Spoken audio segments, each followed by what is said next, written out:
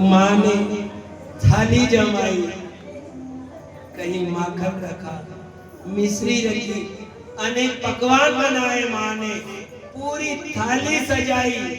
माँ थाली सजाकर जैसे ही भगवान के कक्ष में गई, देव जी ने देखा भगवान सो रहे थे। माँ कहने लगी, लल्ला, ओ कान्हा, लो भोजन कर लो, मैं तुम्हें भोजन कराने आई हूँ। जब कान्हा ने ये बात सुनी, कान्हा ने देखा और जैसे ही भगवान कृष्ण की नजर थाली के ऊपर पड़ी, थाली में माखन को देखा, भगवान कृष्ण व्याकुल हो गए, भगवान रोने लगे। भगवान ने कहा, अरे अगर मुझे परसों नहीं जाना था तो मैंने मेरी मैया से झूठ क्यों बोला? क्यों मैंने यशोदा मैया से कहा, मैया मैं आज जा रहा हूँ, परसों आ जाऊंगा। अगर मुझे नहीं जाना था तो क्यों मैया से मैंने ऐसा कहा? भगवान रोने लगे, विलाप करने लगे। देवकी ने कहा, क्या हुआ लाला, क्या तुम्हें यहाँ अच्छा नहीं लग रहा है?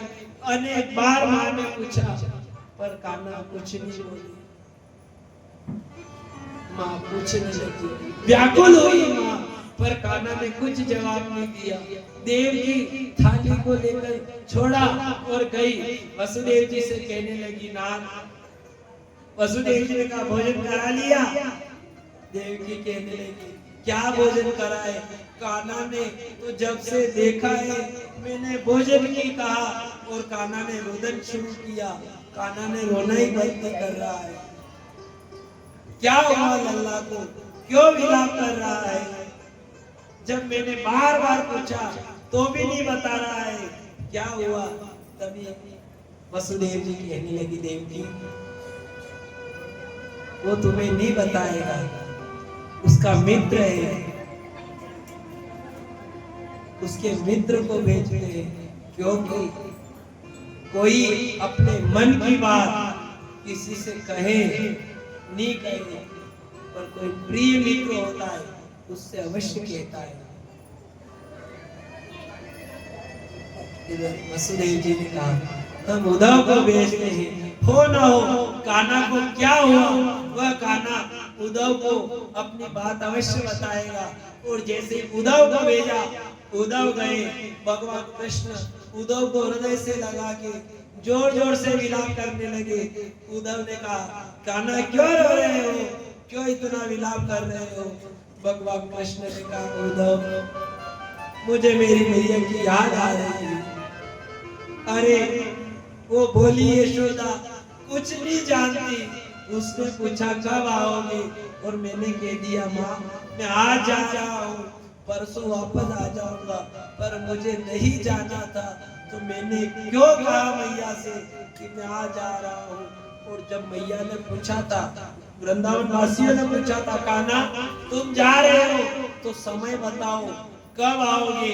भगवान ने कहा था जब तुम्हारे पहली फसल आएगी, वो पहली फसल नहीं कटेगी उससे पहले मैं गोकुल में आ जाऊंगा। पूरे गांव वालों ने मीटिंग करी, ऐसी कौन सी फसल है जो सबसे पहले आती है? सब गांव वालों ने कहा सब सरसों बोएंगे। सरसों एक ऐसी फसल है जो सबसे पहले आ जाती है। पूरे गांव वालों ने सरसों बोई। सरसों कटने का समय आ गया, पर भगवान कृष्ण नहीं आए।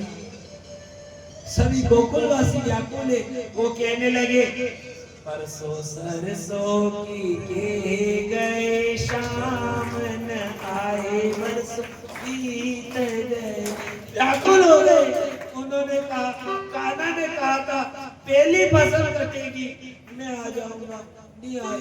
यहाँ भगवान व्याकुल हो रहे, उद्धव मुझे नहीं जाना था, मैंने क्यों मेरी मैया से कहा देव मैया मैं आज जा रहा हूँ, परसों आ जाऊंगा। उद्धव मेरा एक काम करोगे? उद्धव ने कहा, क्या कहना? भगवान ने कहा, उद्धव मेरा संदेशा ले जाकर उन गोपियों को दोगे? उद्धव कहने लगा, कान्हा मैं संदेशा तो लेकर जाऊंगा पर 2 घड़ी से ज्यादा नहीं ठहरूंगा। मैं सिटी में रहने वाला हूँ, वो गामड़ा है, मैं वहां ज्यादा देर नहीं रुकूंगा। भगवान ने कहा उद्धव तुम जाकर और सिर्फ मुझे इतना बता देना वो क्या हो रहा है और मेरी मैया यशोदा से जाकर कहना। भगवान कहने लगे उद्धव मैया से कहना तेरो गानो याद करे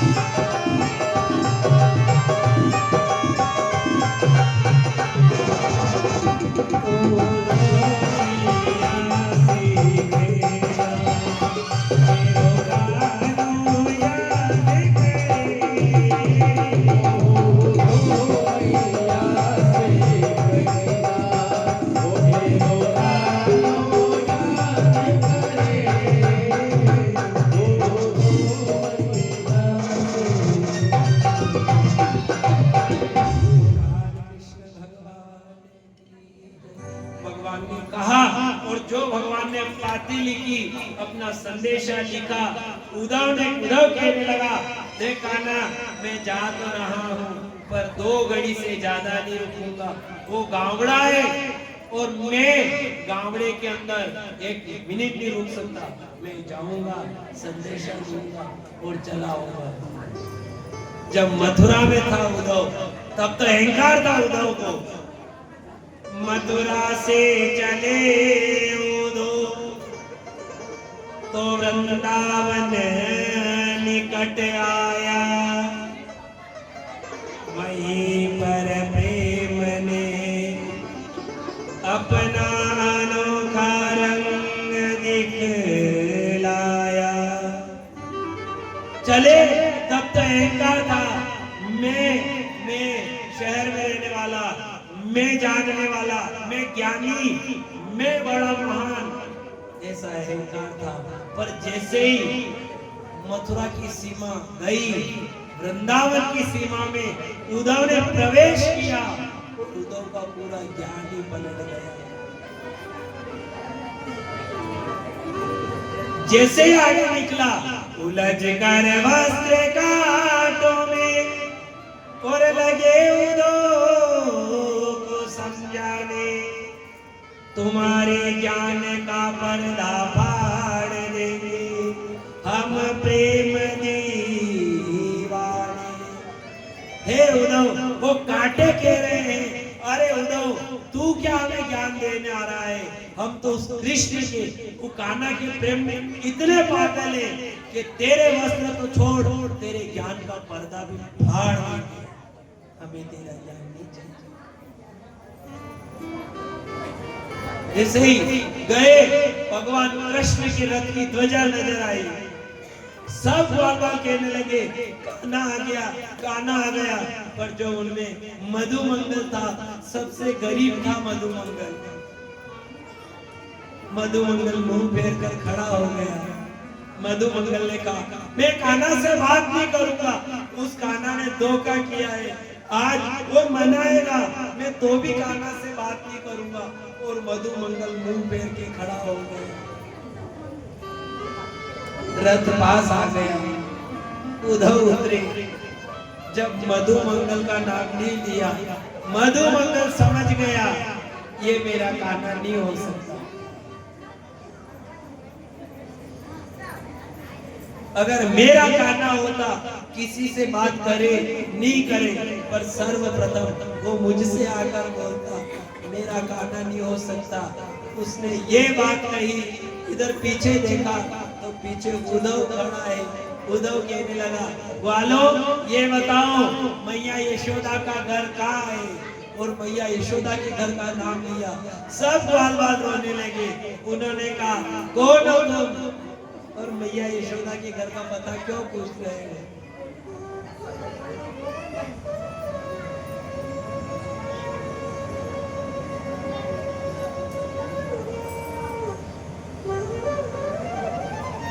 वो कहने लगे, अरे उद्धव, जब से कान्हा यहाँ से गया है, सबने मैया यशोदा के घर का पता पूछना ही छोड़ दिया।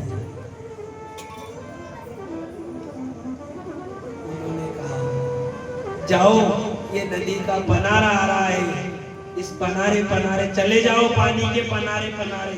ये कहीं से नहीं, ये माँ यशोदा के घर से आ रहा है। और वहां से क्यों? ये 9 लाख गए और माँ यशोदा के आंसू देखकर आ रहे हैं। देखो, आप शांति से बैठो तो ठीक है, वैसे समय कम है। 1:45 पे आसुपन के स्वामी, आप शांति से बैठ जाओ। आगे भी ने पचे वार्ता करो। पाछे वाला जो व्यवस्थित कथा बन रहा है, वहां की भी कथा नहीं सुना।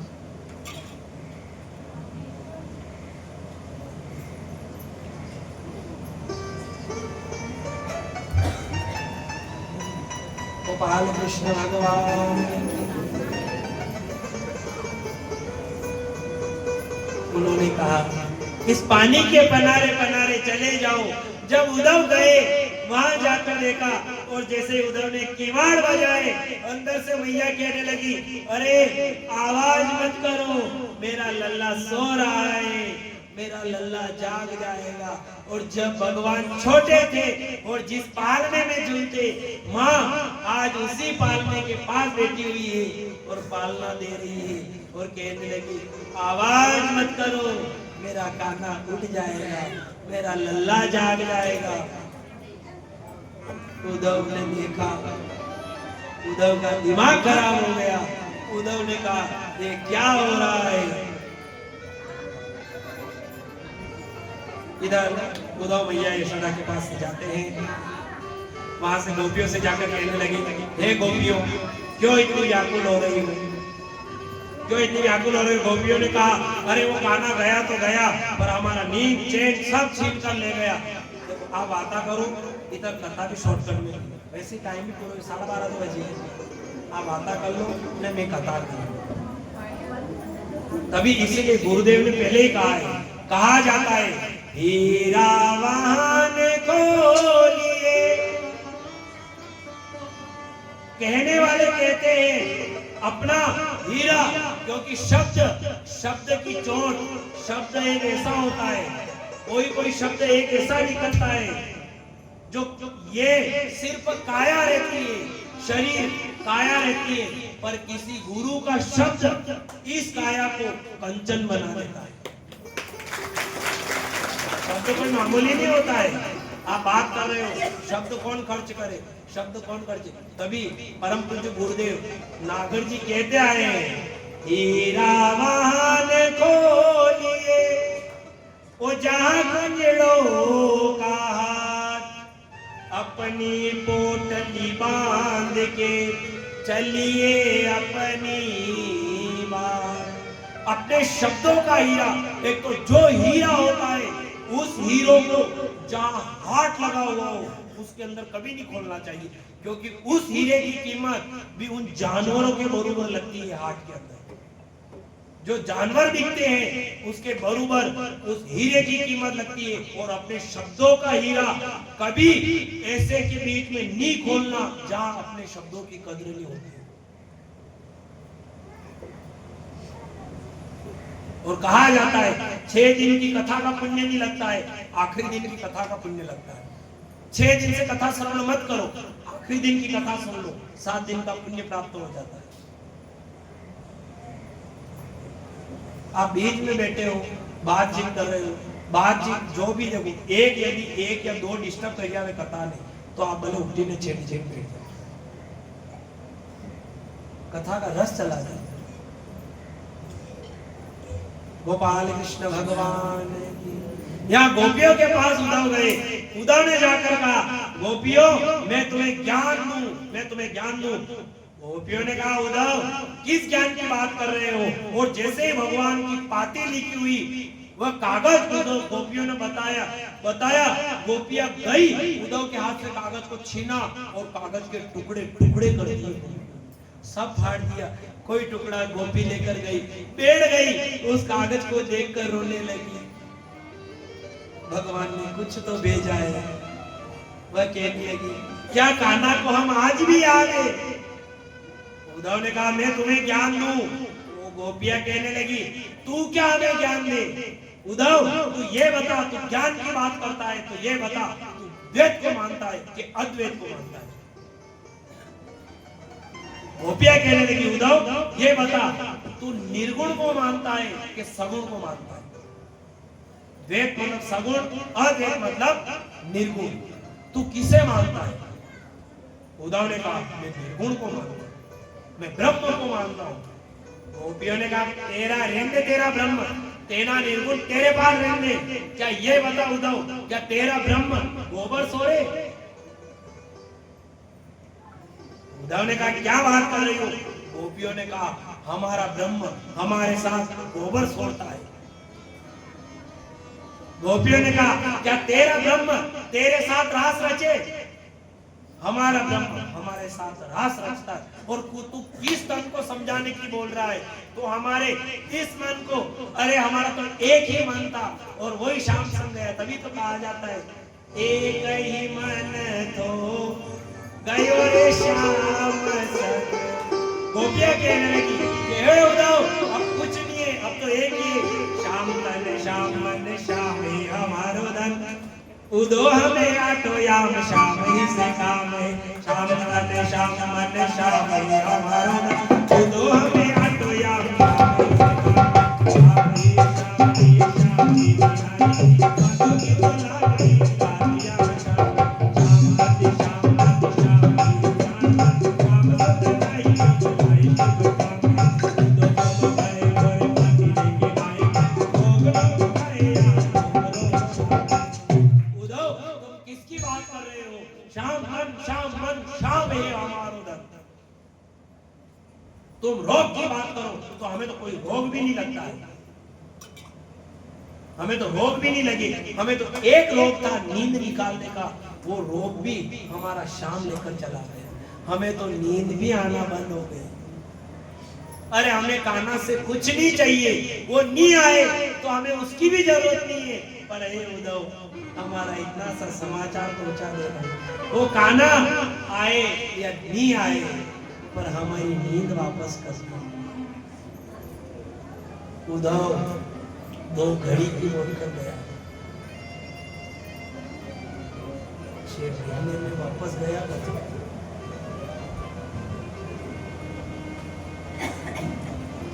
जो उद्धव का ब्रह्म ज्ञान खुला, उद्धव आए, भगवान कृष्ण ने कहा समाचार लेकर आ गए। उद्धव ने कहा समाचार लेकर आ गया कान्हा।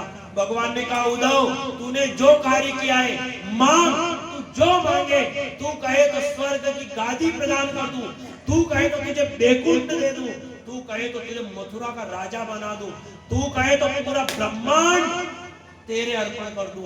उद्धव मांग, तू क्या मांगता है? उद्धव ने कहा कान्हा देना चाहते हो तो मुझे ना तो धन चाहिए ना दौलत चाहिए।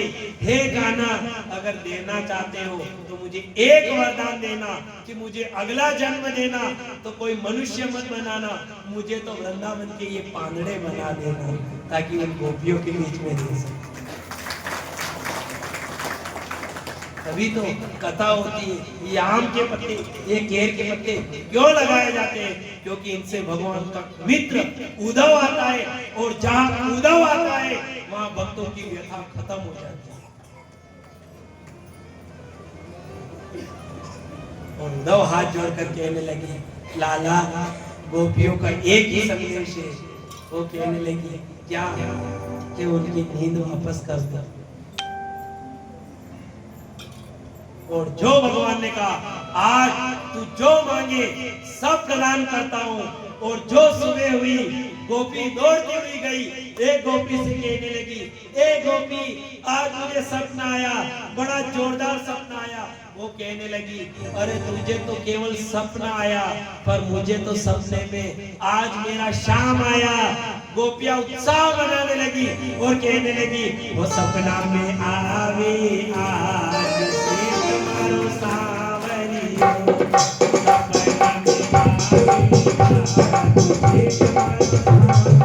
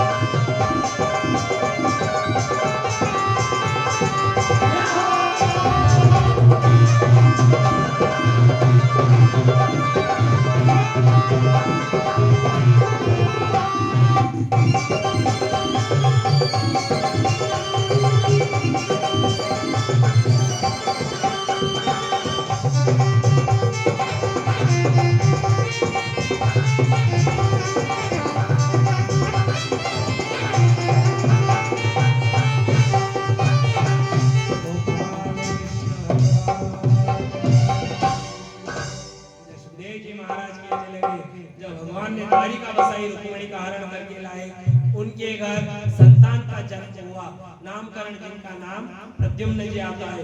एक दिन प्रद्युम्न जी महाराज पालने के अंदर सो रहे थे, तभी शमरासुर नाम का दैत्य आता है और उन्हें उठाकर चला जाता है, क्योंकि भगवान का वेदी था। उन्हें उठाकर ले गया और जैसे इस सागर के अंदर डाला, उस सागर को उस बच्चे को मछली ने पान किया, मछली को दिमरों ने पकड़ा और वो मछली जो बड़ी थी तो उन्होंने कहा हम शमरासुर दैत्य को इसे दान करेंगे, इसको भोजन के लिए देंगे, तो हो ना हो वह राजी हो जाएगी। वह मछली ले जाकर उन्होंने रसोइये को दी। वो रसोइये ने जब चीरा तो अंदर से बालक निकला, वो बालक ले जाकर उन्होंने मायावती को दिया। मायावती को दिया। इधर मायावती उस बालक का पालन पोषण करने लगी। धीरे धीरे वो बालक बड़ा हुआ तो नारद जी ने कहा ये तुम्हारा बेटा नहीं, ये तुम्हारा पति कामदेव है। ये भोलेनाथ के क्रोध से जब भोलेनाथ की समाधि तोड़ने गया तो भस्म हो गया था, और तुम्हारे क्षमा मांगने पर यह पुनः भगवान के घर उत्पन्न हुआ है।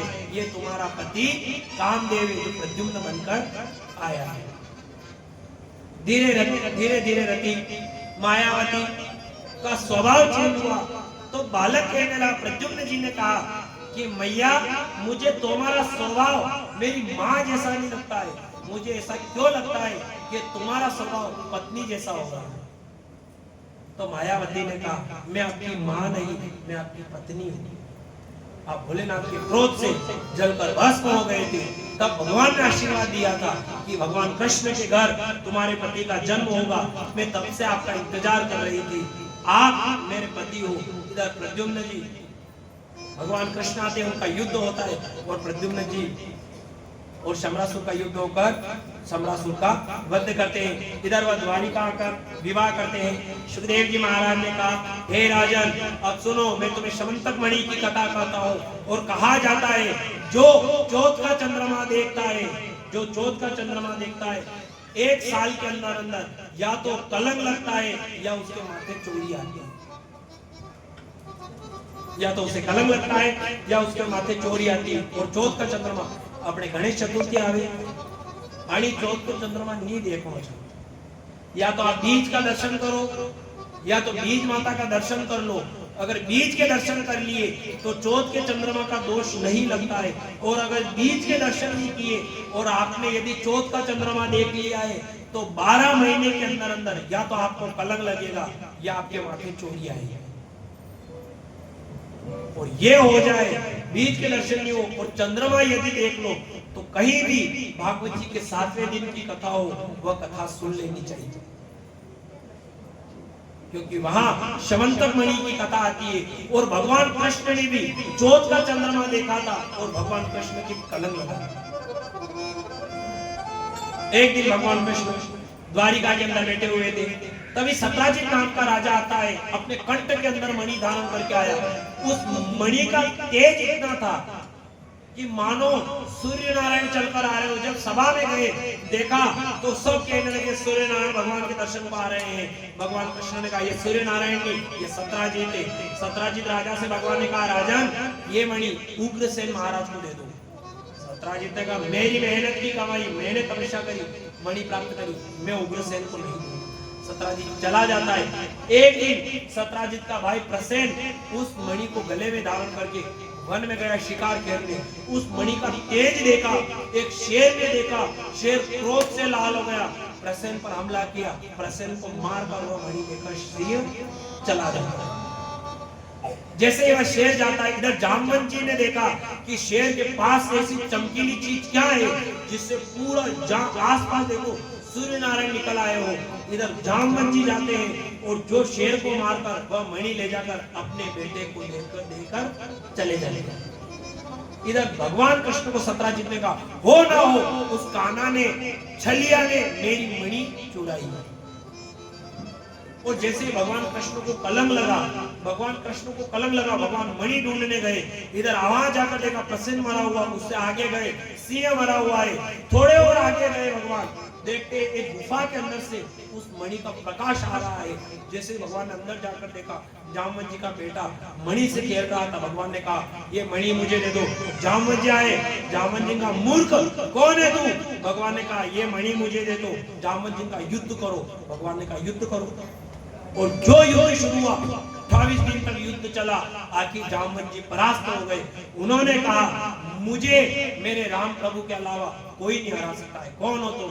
भगवान कृष्ण ने कहा मैं वही रामा अवतार वाला कृष्ण हूं। यहाँ कृष्ण अवतार। जामवंत जी पछताने लगे। उन्होंने मणि दी, मणि तो दी पर जामवंत जी ने हंसता पछताता। वरना ने कहा युद्ध करा, युद्ध किया तो क्या करे? जामवंत जी को अपने एक नानी भी है, कदी भगवान ने क्यों शब्द सालेगा। तो रामा अवतार की बात थी जो एक को संकल्प तो अब और तो शब्द चालेगा। अच्छा विचार करो, जामवंत जी कौन था? रीछ। कौन था? रीछ। तो रिछड़ा की नानी कशी रहेगा? नहीं। फिर भी भगवान ने अपनाया है। भगवान ने कहा भगवान लाभ जामवती और भगवान का विवाह होता है। अब भगवान के भी दो पटरानी।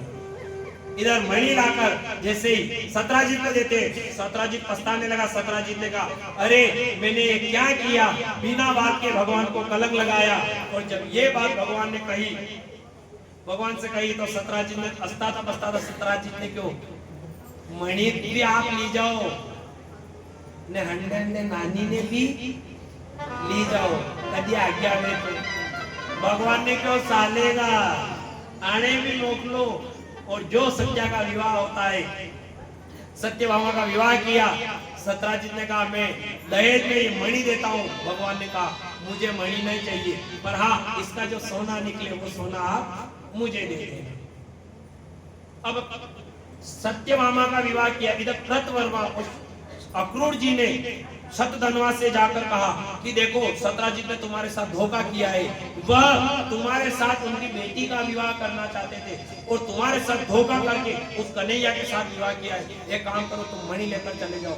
इधर शतधनवा आता है, सोते हुए सत्राजित को मारकर मणि लेकर भाग जाता है। और जब ये बात सत्यभामा को पता चलती है कि मेरे पिता की मृत्यु हो गई है, वह जाती है भगवान कृष्ण से कहा। भगवान कृष्ण गए और जैसे शतधनवा को मारने के लिए गए, शतधनवा कृतवर्मा के पास गया, मेरी रक्षा करो। उन्होंने कहा कौन रक्षा करे?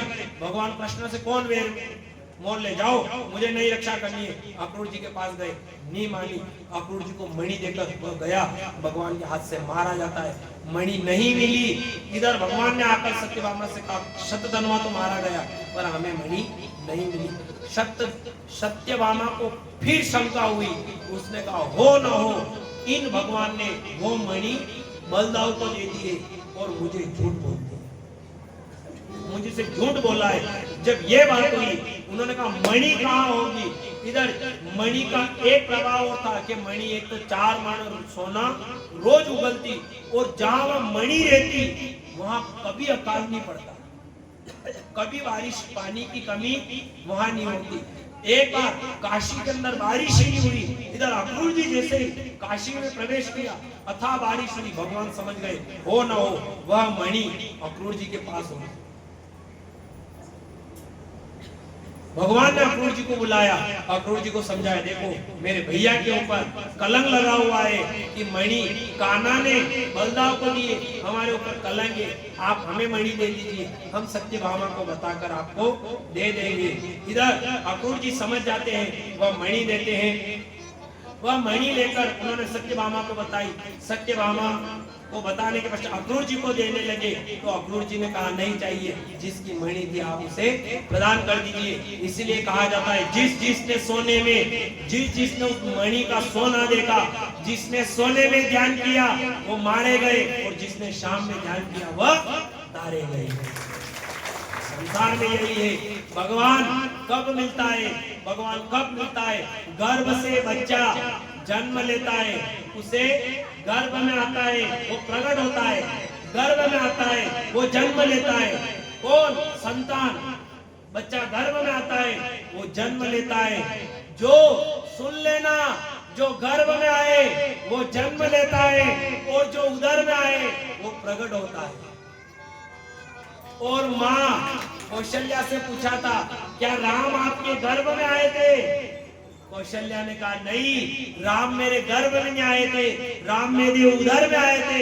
और अपने भी यदि राम गर्भ की वजह उधर में आ गए हैं तो जीते जी मिले नहीं मिले, जीते जी भगवान को मत बुलाना, अंत समय में वो स्वयं तुम्हारे पास आ जाए। रहो यहाँ रहो तो डर के रहा करो, क्योंकि बचपन में भी डराया जाता है और बचपन में भी डरना पड़ता है। बचपन में भी डराया जाता है और बचपन में वैसे ही डरना पड़ता है। अच्छा नहीं डरना पड़े, छोटो बालक रे, छोटो बच्चों रे तो वने कई थी डरावे, भोजन कर ले अन्यथा भाव आ जाएगा। बोलो के भाव खाई जाएगा, भोजन कर ले। बचपन में भाव ने बचपन में भाव ने बहु बरोबरी ज रही। बचपन में तो भाव खावे ने बचपन में वैसे आज ठीक दाग मां के कई गरज को आज भी भाई घर चले जाओ आता तो लाइया की भी जगह की दात पटे सानी का आज तो भाई घर चले जाओ। गोपाल कृष्ण भगवान इसलिए डर कर रहा करो। कहा जाता है चांदनी के बिना रात कैसी, चांदनी के बिना रात कैसी, मित्र के बिना बात कैसी, सास के बिना बहू कैसी और गुरु के बिना ज्ञान कैसा। जब गुरु मिलता है और ऐसा गुरु मिल जाए। कालीन की तपस्या करने गई सूर्यनारायण भगवान की पुत्री, जो तपस्या करी, जहां तक तपस्या करती रही, पर जहां तक बीच में कोई नहीं आया। इधर भगवान कृष्ण अर्जुन जा रहे थे, अर्जुन बीच में आया। अर्जुन ने कहा कौन हो? उसने कहा मैं सूर्यनारायण भगवान की पुत्री हूँ। तपस्या किस लिए कर रही हो? उन्होंने कहा मैं भगवान कृष्ण को पति बनाना चाहती हूँ। अर्जुन ने जाकर कहा भगवान एक और हो रे। भगवान ने कहा चलेगा, लाओ। और आते हैं कालिंदी और भगवान का विवाह होता है। अब एक कत्री भगवान के 4 पटरानियां आई। इधर सुरेश महाराज ने कहा उज्जैन के राजा विंद और अनुविंद दुर्योधन के अधीन थे। भगवान जाते हैं, मित्रविंदा की इच्छा थी मैं भगवान से विवाह करूंगी। भगवान जाते हैं, उसका हरण करके लाते हैं। अयोध्या का राजा जो नग्न जीता, उसका एक प्रण था 7 बैलों को जो एक नाक में नाथेगा उसकी बेटी से मैं विवाह करूं, उसकी साथ मैं अपनी बेटी का विवाह करूंगा। अब कौन नाते? 7 बैला ने एक नाक में नाते। बड़ा बड़ा राजा आया। ये धनुष तो घणी आवे, अशी टाइम पे घना आवे। ये धनुष की टाइम पे भी घना आया था। सीता स्वयं मेरे धनुष की टाइम पे कम थोड़ी आया था। जैसे ही जनक जी महाराज ने कहा जो धनुष उठाएगा सीता उसको वर्ण करेगी। और जैसे ही ये बात कही, बड़ा बलवान बलवान आया, सब गया धनुष के जोर लगावे, जो तोपा बले करे, उनका बात ही नहीं हाली धनुष। तो सब राजा ने कहे काम करो, 10,000 राजा था, सब बलि ने जोर लगाओ। अबे आगे एक राजा ने, सब राजा ने जोर लगायो, तो कौने तो अट्टे वणी कोई राजा ने यहाँ हाथ लगायो न, जो धनुष तोपा वाले जोर लगाने लग गया न, जो तोपा वाले कहो, एक आवाज आई, टूट गया टूट गया टूट गया। सब प्रसन्न हुआ, ये जानिया क्या टूट गया, क्या टूट गया, धनुष टूट गया। धनुष नहीं टूटा तो राजा का हाथ टूट गया।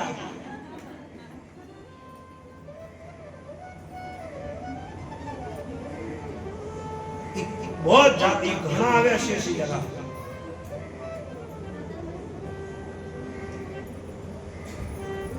वहां भी था, यहाँ भी यही है। कहा जाता है, जीते जी भागवत पुराण सुन लेना, जीते जी भागवत पुराण सुन लो तो बुढ़ापे में गरुड़ प्राण की आस नहीं रहती है। आपके घर भागवत हो रही है, पितृ पक्ष में भागवत क्यों कराई जाती है? जो जाना था वो तो चला गया, पर पितरों का क्यों सोचा जाता है? विचार कर लेना, वो अपने माता पिता है जो चले गए, आज उनकी बदौलत है कि अपन संसार में। अगर अपने वड़ावा नहीं होते तो बोलो कथा सुनते आज संसार में बैठकर। अपने पूर्वजों का आशीर्वाद है जो अपन कथा सुनते हैं। कोई कह दे कथा में धन लगता है, कथा में धन लगता है, कथा में धन लगता है, कथा में धन लगता है। और जिसके घर एक बार कथा हो जाती है, पूरी जिंदगी उसका मन मोहन में लग जाता है। कथा का धन ऐसे ही नहीं लगता है। और पितृ पक्ष में भागवत जी हो, अपने घर में पितरों के लिए भागवत जी हो, एक प्रहलाद जैसा बेटा जन्म लेता है, तब जाके घर में भागवत जी होती है। घर में भागवत जी में कोई मामूली बात नहीं है। आप सिनेमा घर जाओ की दो, आका घर का उत्साह नहीं जा। कोई की दे क्या चला, सावलिया जी घुमा चला, पिकनिक पे चला, तो आका घर का राजी भी जा, क्या घुमा जाई रहा, बोलो राजी है कि नहीं रे? कभी अपने यहाँ नहीं रहता है तो बाबा, कहीं भी जाओ, सिनेमा कर जाओ, लोग राजी हो जाते हैं, परिवार राजी हो जाता है। पर जब अपन सत्संग में जाने की कहते हैं, कोई राजी हो नहीं हो, अपने वड़ावा राजी हो जाते हैं। कहाँ जा रहे हैं? ये कथा समझते हैं।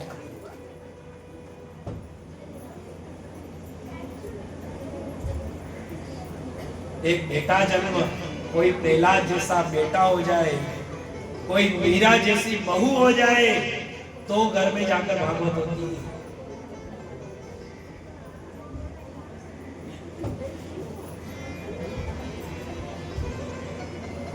ऐसे नहीं आते, सिर्फ कहने से कुछ नहीं हो, पाठ करो, पाठ करो। तभी तो गीता में कहा है, गीता जी कहती है, सुन लेना, गीता जी कहती है, कर ले मेरा पाठ, कर ले मेरा पाठ, नहीं तो यमदूत कर देंगे खड़ी तेरी खाट। अगर जीते जी कर लिया तूने मेरा पाठ, तो लगा दूंगी तुझे अमरापुर की बात।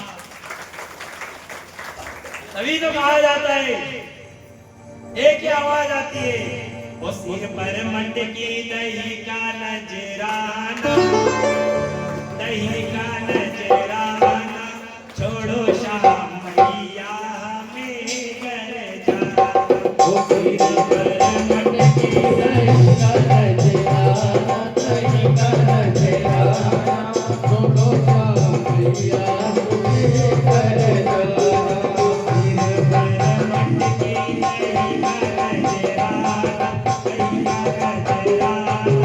छोड़ो शाम मैया में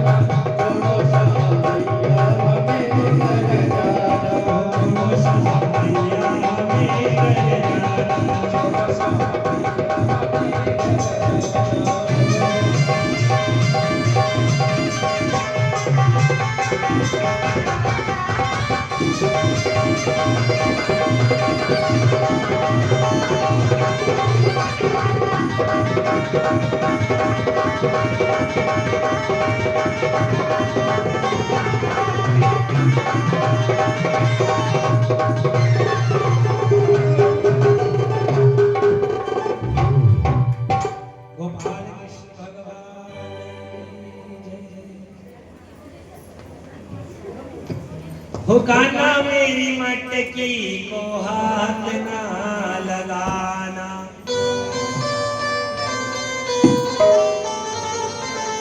फूट गई मटकी लगेगा जुर्माना, वो छोड़ो शादिया के घर जा। विचार कर लेना, भगवान को परिवार छोटो नहीं तो इधर 7 बेलों को एक नाम में नाता। भगवान ने सत्यन के साथ भी विवाह किया, सत्या के साथ विवाह किया, अपनी फूफी की कन्या भद्रा के साथ भगवान ने किया। अनंत देश मृदेश की कन्या लक्ष्मणा को भगवान गए और स्वयंवर से हर कर लाए। इस प्रकार भगवान के 8 तो पटराइणियां और भौमासुर नाम का राक्षस था। अदिति के कवच और कुंडल चुरा कर ले गए। इंद्र गए, भगवान से हाथ जोड़ा, कहा भगवान रक्षा करो। भगवान गए, भौमासुर राक्षस को मारा तो भगवान उनको आजाद करते हैं। भगवान ने कहा जाओ, तुम्हें जहां जाना हो जाओ, तुम आजाद हो। जब ये बात कही वो स्त्रियां कहने लगी, ओ भगवान कहां जाएं, स्त्री का जमाना है, दूसरों में तो फिर भी निभी जा, और संसार में कहा जाता है अगर स्त्री अपने पति, क्योंकि दो जगह ऐसा है जो स्त्री की उम्र निकल जाए कलंक नहीं लगता है, अगर एक रात स्त्री बिना बताए कहीं और रह जाए तो ये दुनिया कलंक लगा देती है। एक पति का घर और दूसरा पिता का घर, पूरी उम्र स्त्री की निकल जाए ये संसार कलंक नहीं लगाता है, अगर एक रात भी स्त्री कहीं और रह जाए तो ये संसार उसे कलंक लगा देता है। भगवान, हम तो कई वर्षों से इस दुष्ट की कैद में थे, कैसे ये संसार हमें छोड़ देगा, कौन अपनाएगा, कौन अपनाएगा? भगवान ने क्यों, जिसे कोई नहीं अपनाएगा उसे बंदा अपनाएगा। और अभी भी जिसको वो काले क्यों तो नहीं कि अनाथ जो अनाथ हो जाता है वो दीनानाथ के पास हो जाता है। और उन्होंने कहा कौन अपनाए? उन्होंने कहा मैं हूं। अभी तो कहा जाता है मंदिर में पूजा करे, मंदिर में पूजा करे और घर में करे कलेश, मंदिर में पूजा करे और घर में करे कलेश, बापू तो बोझ लगे न पत्थर लगे गणेश। अरे मंदिर में पूजा करो, मंदिर का भगवान नहीं कहता है तो मुझे पूछ मत पूछ, अपने घर के माँ बाप है पहले उनकी सेवा कर। स्त्री का धर्म क्यों बताया जाता है, क्यों स्त्री को महान बताया जाता है? इसीलिए उन्होंने कहा कोई नहीं अपनाए उसे मैं अपनाऊंगा। भगवान कृष्ण का परिवार कोई छोटा नहीं था।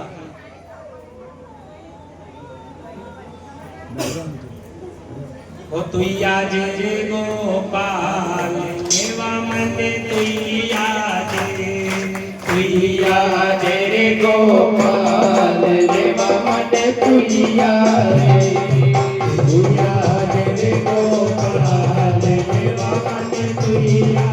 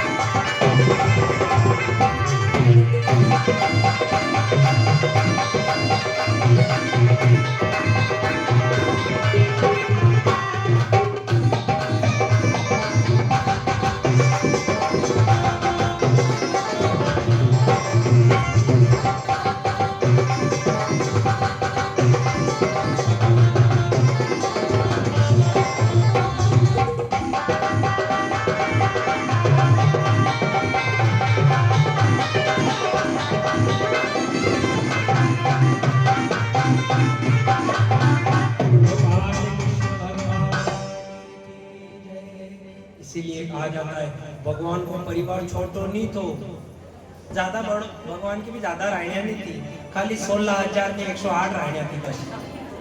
ने वहां की भी कहीं ज्यादा नहीं व्या, खाली 1 के 10 1,61,000 ने 80 खाली ही सोरा था भगवान। ज्यादा बड़ो परिवार थोड़ी तो अच्छा पहला का अभी विचार कर ला, इसको पुराण क्यों कहते हैं? थोड़ा थोड़ा सा आगे आगे जाओ पर वार्ता कम करो। देखो एक बात करवाती कई मेरी मां आपने होता है सुन जो। एक समय की बात थी, एक समय की बात थी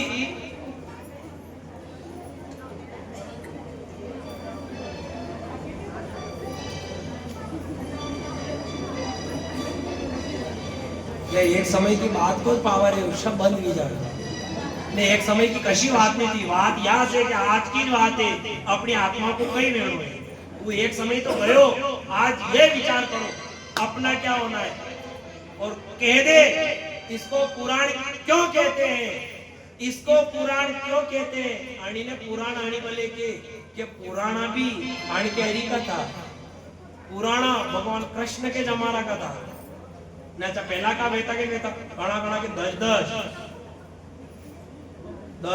ना हाथ बोलो वेता के वेता दता वेता नहीं ना पे हम दो ने हमारे ने फिर समय चेंज हो हम दो ने हमारे अबे तो भगवान ने समय चेंज करियो जो हम दो ने हमारे भी दिया भगवान ने कहा तुम्हारे कहीं कौन नहीं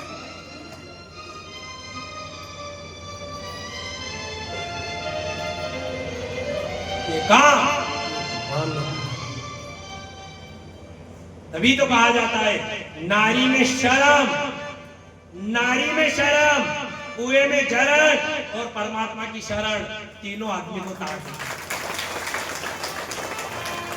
नारी में शर्म हो तो पति की इज्जत और घर की इज्जत बनी रहती है कुएं में जरण हो तो प्राणी चमरे रहता है खेती बाड़ी धन दौलत से संपन्न रहता है और ये प्राणी इस परमात्मा की शरण हो जाता है तो आत्मा संपन्न हो जाए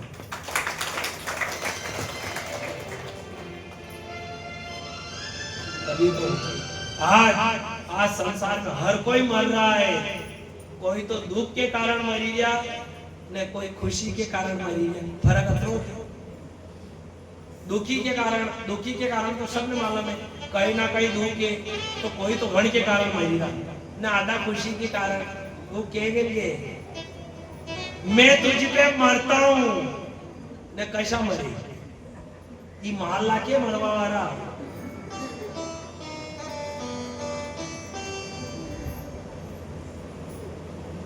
कहा दुखिया रे ये के ऊपर थी भले ना क्या आवे तो के मु चंद्रमुखी तू मारो सूरजमुखी ये तो रुके तू मारती दुखी न मुथारती दुखी साल तू ये काम करा तू तीसरी मंजिल पे साला तू बटे दी रेटा कूदा तू भी सुखी न मुझे सुखी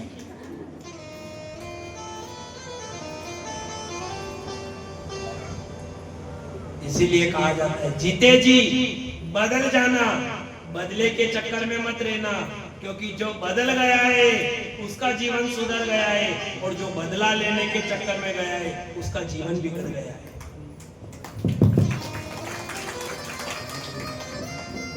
यहाँ की बात नहीं है कि हम बदले तभी तो गायत्री परिवार वाले कहते हैं हम बदलेंगे युग बदलेंगे भगवान कृष्ण द्वारिका आते हैं एक दिन भगवान कृष्ण और रुक्मणी मैया बैठे हुए थे इधर रुक्मणी को अहंकार हुआ रुक्मणी मैया कहने लगी भगवान कृष्ण का सबसे ज्यादा प्रेम मेरे ऊपर है सबसे ज्यादा प्रेम भगवान मुझे करते हैं जब ये अहंकार हुआ भगवान कृष्ण के पास आई भगवान ने रुक्मणी से कहा रुक्मणी देख अब बार भी हाथा में बात है हाल ज्यादा समय नहीं हुए देख मैं ग्वाला हूं मैं गांवड़े का रहने वाला हूं मुझे ज्यादा ज्ञान नहीं है क्योंकि भगवान कृष्ण को कहीं सुख नहीं मिला साथ बचपन से भगवान कृष्ण ने जहां तक लीला करी बताओ भगवान कृष्ण ने कहां सुख देखा जन्म हुआ साक्षात दाता था फिर भी जेल के अंदर आना पड़ा नींद डरता था चाल बुझा था फिर भी छुपके मामा से छुपके जाना पड़ा रुक्मणी को अहंकार हुआ मैं कृष्ण की पत्नी भगवान व्याकुल हो गए भगवान ने कहा रुक्मणी अब बार भी आता हूं आते ज्यादा समय नहीं निकला अरे तू मेरी पत्नी होने का क्या अहंकार करे जन्म हुआ जेल में हुआ माँ बाप को छोड़ना पड़ा वृंदावन के अंदर गया वहां भी मुझे चैन से रहने नहीं दिया। उठाई जब मैंने माखन की कटोरी तो राक्षसों ने पीछा नहीं छोड़ा। जब जब मैंने बांसुरी बजाई कंस ने मेरा नाम नहीं लिया। आखिर बांसुरी को छोड़ना पड़ा, मुझे मथुरा छोड़कर द्वारिका आना पड़ा। फिर भी संसार वालों ने जीना नहीं दिया। आखिर जो हाथ बांसुरी बजाने के लिए थे उन हाथों को सुदर्शन उठाना पड़ा। रुक्मणी तू क्या मेरा अहंकार कर ना बार भी हाथा आते। रुक्मणी अगर तू चाहे तो भले अभी तो तलाक ले ले, तू थारे ने मुंह मारे हालता बार भी थाने बड़ा बड़ा राजा अपना ही ले क्या है ग्वाले के पास। रुक्मणी मैया ने क्यों भगवान थाने भी शर्म आनी चाहिए। 10 सोरा विजन पसे गिरा थी तलाक लीला। अब दाता ने बाबा दुई ये दुई लड़े ने की आपकी जो तलाक लीला तो इस सोरा के का शर्म आवाड़ी थी बाने आका गांव में मुंडो बतावारी का दिखाएगा ये अबे ई के तो जमे। भगवान कृष्ण की रुक्मणी मैया के बाद लगी 10 हो गए तो फिर आप तलाक की कह रहे। भगवान के तुम मेरे ऊपर अहंकार करे तो किस बात का करे, क्या है प्रश्न के अंदर। भगवान रुक्मणी से कहने लगे वो मोसे ब्रज बिसरत नहीं है ओ रुक्मणी मोसे ब्रज बिसरत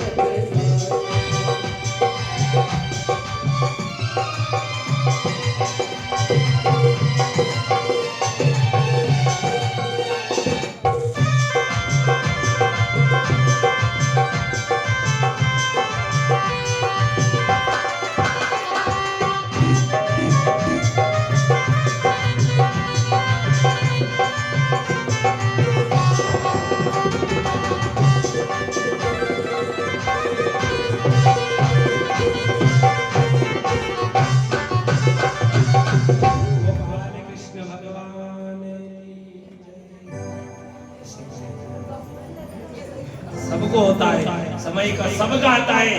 तभी तो आज की नारी को ध्यान लगा लेना, ये हर घर की बात है। अपने यहाँ नहीं हो तो हम भगवान से प्रार्थना करते हैं, भगवान ऐसा नहीं होना चाहिए, पर ध्यान लगा लेना आज की नारी को अपने घर के अंदर नमक चाहिए, पर आज की नारी को मलक नहीं चाहिए। हर कोई रसोई के अंदर नमक रखना पसंद करेगा, पर घर के अंदर सास ससुर रखना पसंद नहीं करेगा। ये कहां से, ये संस्कार कहां से बिगड़ रहे हैं? ये अपने संस्कार बिगड़ रहे हैं। बेटी बहू सीधी बहू नहीं बनती है, पहले वो भी बेटी रहती है।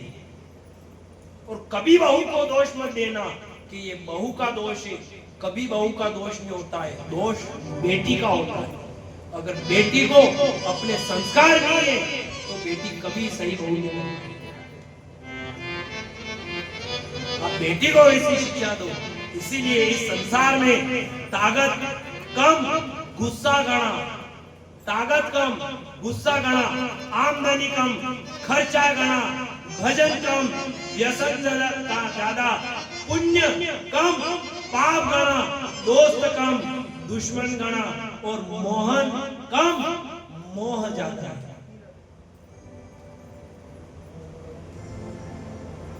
समझाया कहा जाता है।